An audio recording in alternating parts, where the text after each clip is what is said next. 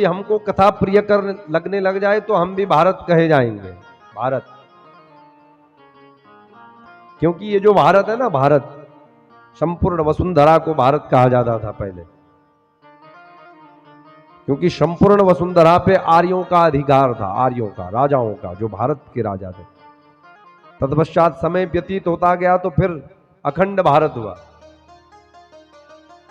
लेकिन ये जो राजनीति है, इस राजनीति के भेंट चढ़ जाते हैं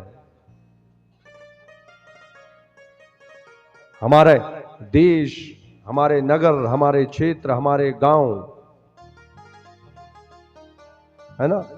राजाओं में जब संबंध अच्छे नहीं होते ना, और जब उनका विचार नहीं आपस में मिलता है, तो खंड खंड हो जाता है। और जो अखंड भारत था वो आज खंड खंड हो चुका है।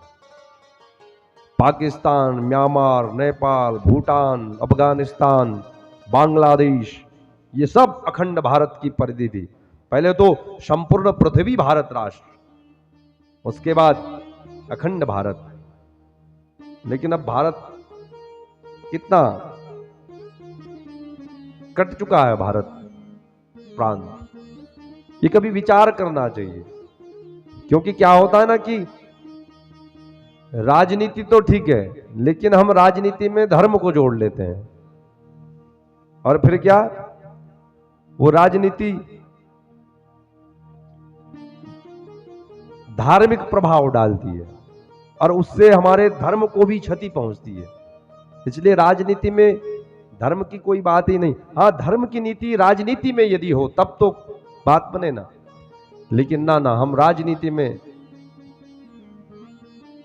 धर्म को ही राजनीति में घसीट देते हैं।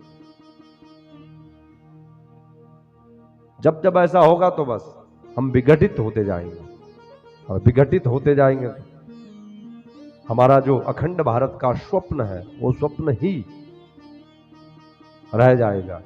इसलिए अभी भी समय है कि हम जिस अखंड भारत की परिकल्पना कर रहे हैं, परिकल्पना, वो हमें मिल सकता है। एकजुट होना पड़ेगा, धर्म के आधार, राजनीति के आधार पर नहीं, बोले धर्म के आधार पर। हम सनातन के रक्षक हैं, सनातन। और सनातन का मतलब क्या होता है? निरंतर। आज भी वैसा ही और कल भी वैसा ही और पूर्व में भी ऐसा ही था। क्योंकि सनातन के जो ध्वजवाहक हैं वो स्वयं महादेव हैं। कौन?